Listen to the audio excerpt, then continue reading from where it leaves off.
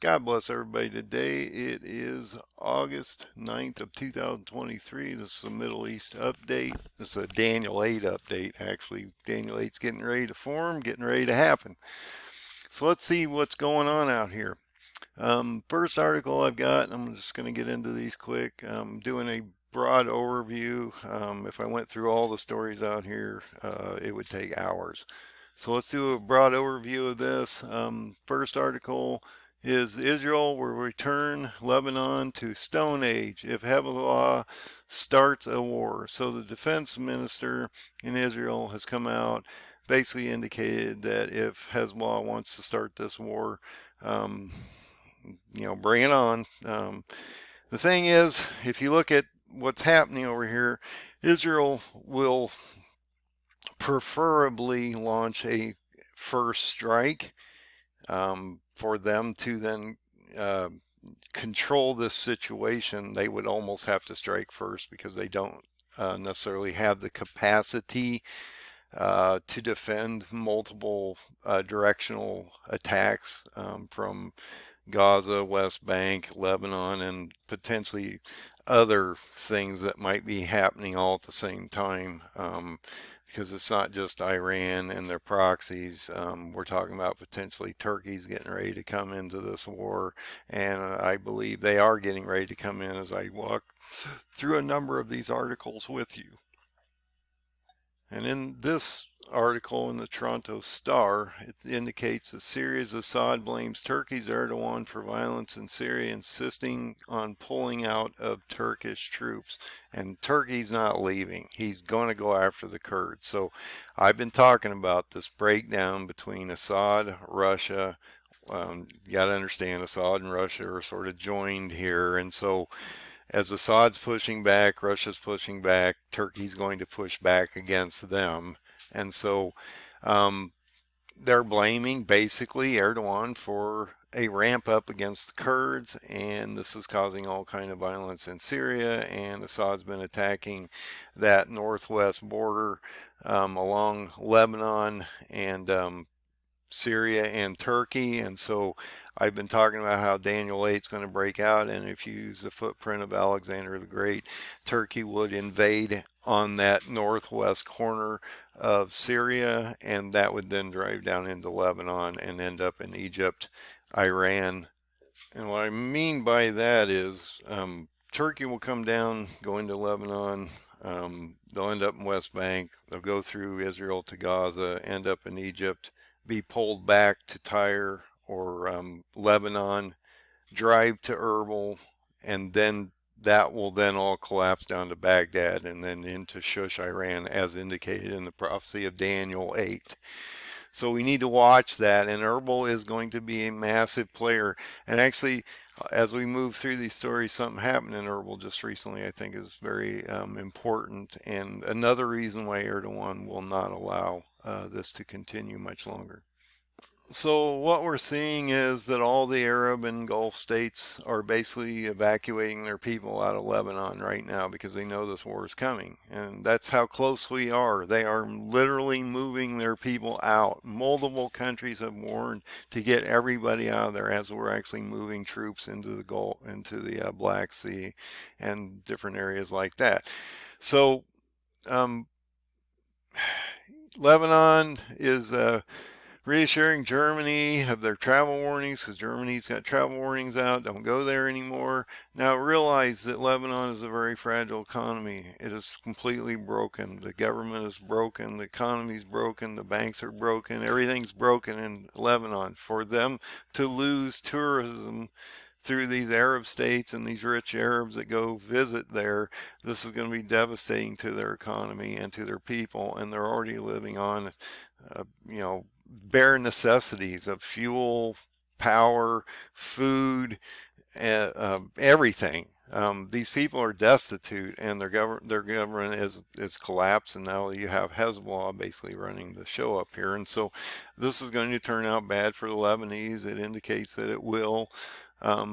Turkey's going to come in next and invade through Syria, and so this is just going to escalate as we move forward. But look at all these different countries that are basically giving travel bans. The UAE, Saudis, all these countries are basically saying, "Hey, don't go there.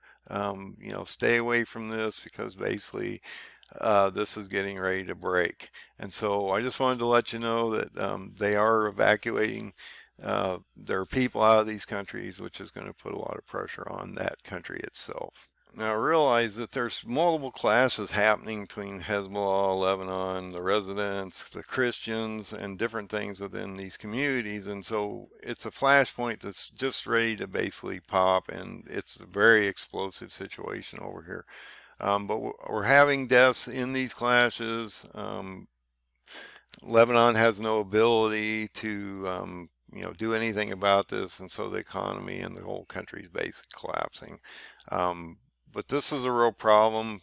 This one's actually in a Christian town, and so Christians are under massive persecution. You need to be praying for these Christians in the Middle East. There's multiple sections or groups of people over here that are Christian, good people that aren't part of the government or this radicalization, and they just want a better life like we do. And so they live in poverty and total hypocrisy of governments and things in these areas. And so we need to be praying for them, the Kurds, all these people that are going to be under major suppression here soon. And like I said, as the Kurds start to collapse, you're going to see this massive refugee movement over the Syrian border because a lot of the Iranian, the western region or the border of Iran is Kurdistan nations. And so as these people start to move over because they're being persecuted, genocided, um, Iran's going to have to deal with this, and we are going to see an alignment between these two nations because they will for survivability before they're done. And in this article, and like I say, I use multiple sources. I'm just giving you headlines. You have to dig into these stories. You have to understand prophecy to understand where you're heading. But right now, we've sent 3,000 sailors, Navy sailors, Marines, which are part of the Navy. If you didn't know, the Marines are part of the Navy. They are in the Middle East amid Iranian threat of to the shipping, and this is all having to do with the grain issues I've been talking about over there. You do realize that Ukraine is Ukraine and all these countries that produce grains um, are being affected by shipping routes through these straits, and there's about 6 different straits that go through the continents. And if you shut these straits off, then it forces the ships to move around continents or not be able to actually access landlocked areas. And so this is a real problem when they can't keep these shipping corridors open. And so the Black Sea, we just had a massive issue in the Black Sea with a drone attack on grain facilities. This is then spiking grain. And so you're seeing prices of soybean, wheat, corn, and different things like that going up. Also, the shipping costs are going to go up. And as you've noticed, you've had a massive spike in fuel in the last 6 weeks. So you're seeing all this start to envelop. And I keep telling you that hyperinflation will occur because we cannot see the prices come down. Fuels will go up. It'll hyperinflate, but it will stagnate because people are going to start losing their jobs. And companies still have to make margins, so they have to charge or they're going to go out of business. And so there's a lot happening on that front. We just saw a number of global downgrades on the banks, and I have posted articles about that. I'm not going to go over that in this article, but they have downgraded a number of banks, and actually 11 of them were indicated as negative. And so that's companies like U.S. Bank Corp and stuff. So keep your eye on all this stuff. So we're sending more guys over there. we aren't going to be able to stop this. The Bible tells us that no country is going to help Israel, that this is going to break out. It's going to play out. There's nothing we can do about it. So to send guys over there, um, basically putting them in harm's way is not going to be a good thing. I did. It's funny. I just wrote Senator Mendez. I'm probably saying he's a Democrat. Um, I believe it's Massachusetts. I might be wrong. I just wrote him and tried to explain, and I appreciate what he's doing because he's stopping the F-16 transfer to Turkey, which would then be used potentially against our military and other people in this area as they're becoming radicalized and starting to do more and more on the fronts of an invasion of Syria and Iraq. They're getting ready to go in against the Kurds. They're also pushing back against Iran and Syria. And so this is really going to start to ramp up quickly. Now, a couple videos ago, I showed you some articles, I'm not going to show them again, that Turkey was trying to protect the Temple Mount. This was the prized possession. This is the most important place on the planet. It's all about the Temple Mount. If somebody tells you differently, they don't know what the seat of God is and what importance it is to all religions, mostly.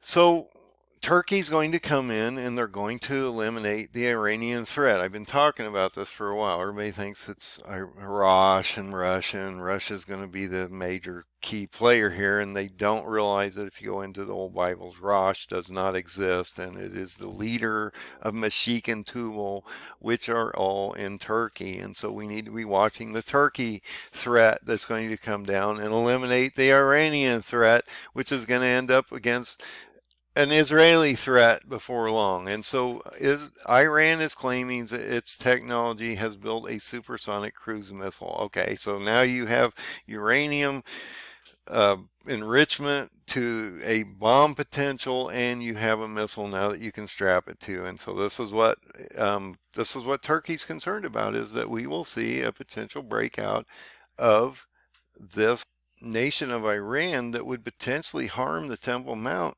through a nuclear attack, which would then wipe Israel off the map, and that would decimate this area for generations, that no one would actually be able to go there. This is not going to happen.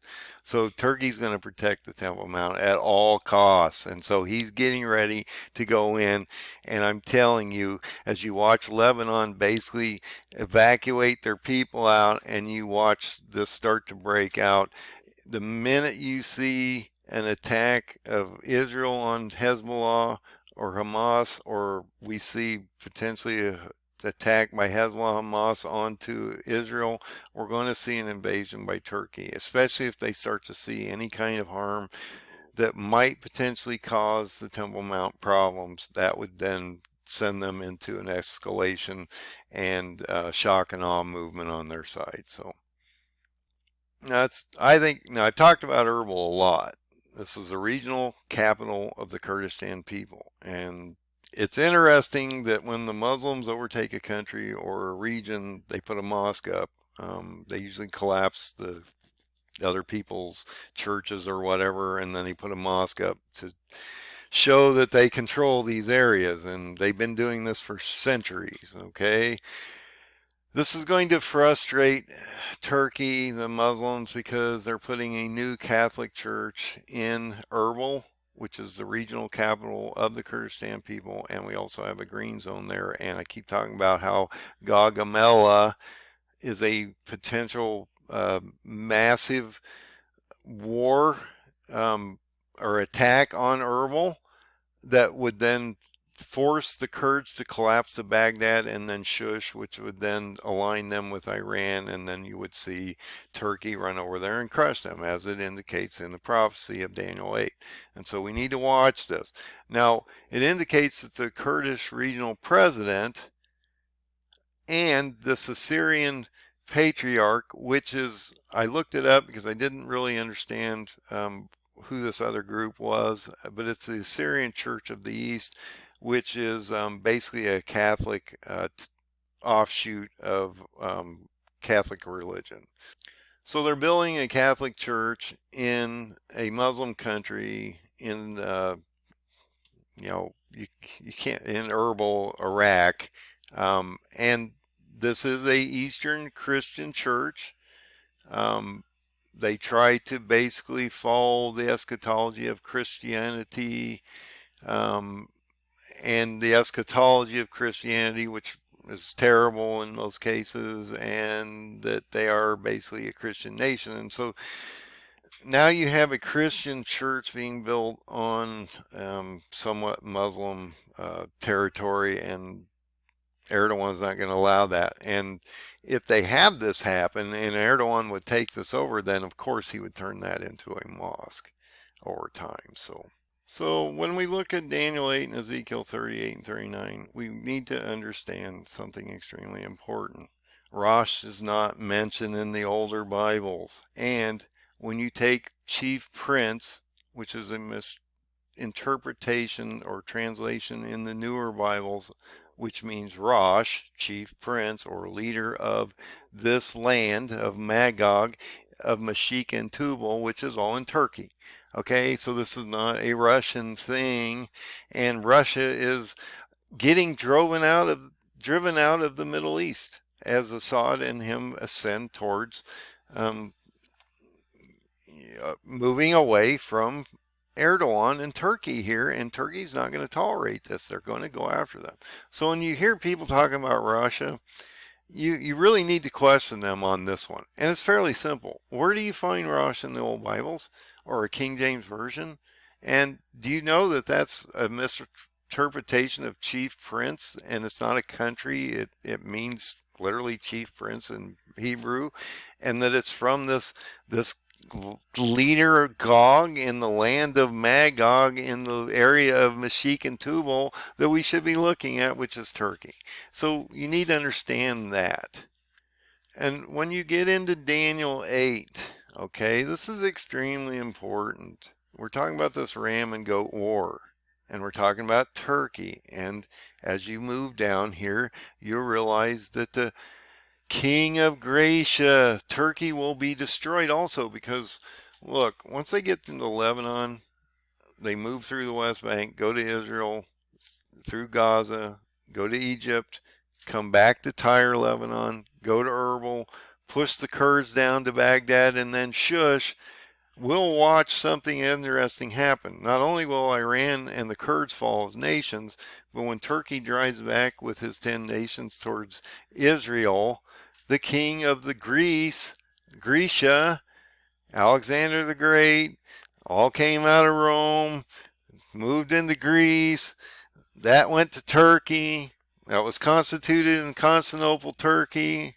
And so people need to look at the king of Grecia, which is Turkey, because that's where it ended up in Daniel's time, okay? He will be broken also, and then the four winds will stand up.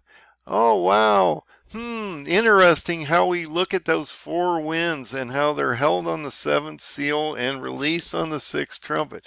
Because what happens? Erdogan is going to die, and he's going to be resurrected into an Antichrist figure in the valley of Ham and Gog once Ezekiel 38 and 39 plays out, because Daniel 8 has to happen first, okay? It has to.